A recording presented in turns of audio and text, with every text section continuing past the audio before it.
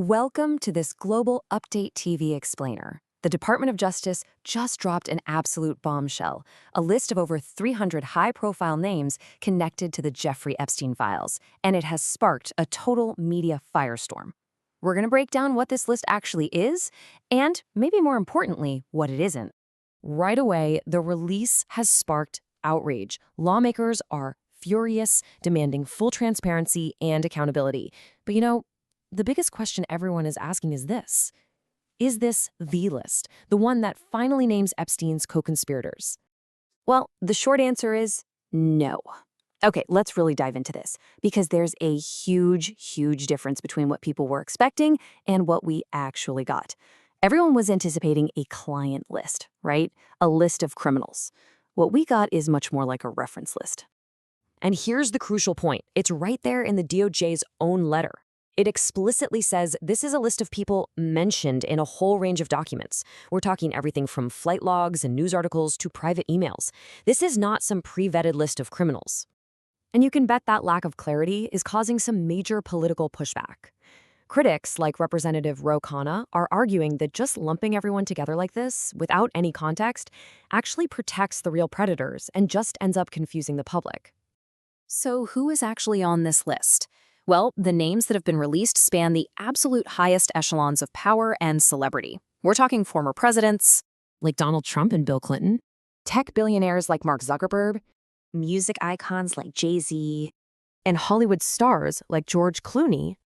So you see these massive names, and it raises the most obvious question, right? But the answer, it's just not simple. The context of how a name appears is really everything. We can pretty much break all these mentions down into three key categories.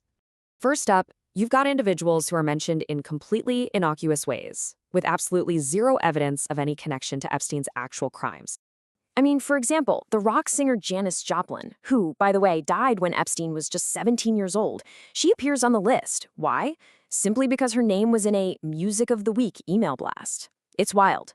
Same thing with Kurt Cobain. He was just mentioned in an article that was forwarded to Epstein. These are perfect examples of how someone can end up on this list with no connection at all. Okay, now the next category is where things get a lot more complex. This involves the huge social circles and the powerful fixers in Epstein's orbit, where the connections are often indirect, but they still raise a whole lot of questions. And this slide really paints a fascinating picture of Epstein's network, doesn't it? We see names like George Clooney and Mark Zuckerberg, and they're showing up in emails from other people who are trying to set up meetings or just highlight social events. Now, there's no record of them talking directly to Epstein, but it shows you just how deeply connected he was inside these incredibly powerful circles. And finally, that brings us to the most serious category: individuals who had documented direct contact with Epstein or are connected to specific, really disturbing allegations that are found right there in the files.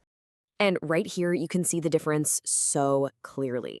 This is a direct email from billionaire Richard Branson to Epstein from back in 2013, with this really strange reference to his harem. Now, Branson's company has stated his meetings were all business-related and that he cut ties after he learned of the serious allegations. But still, messages like this show a clear and personal connection. The files also get into some extremely serious claims, like the ones made against investor Leon Black. A law firm memo details an allegation from a woman who said Black raped her as a minor inside Epstein's townhouse. Now, Black has strongly denied this and has never been charged with a crime, but the documents also show his very close association with Epstein, with emails arranging meetings between the two of them. So after all that, what should you take away from this? What's the bottom line? It really boils down to these three key points that help separate the fact from all the fiction that's swirling around this massive story. Ultimately, this isn't some simple list of guilty people. It's a raw data dump, and it requires extremely careful examination to understand who is a potential predator, who is just a social acquaintance, and who is literally just a name in a forwarded article. The release of these names is so clearly not the end of the story. It feels much more like the beginning of a new, deeply troubling chapter. And it leaves all of us with one major question. What else remains hidden from public view?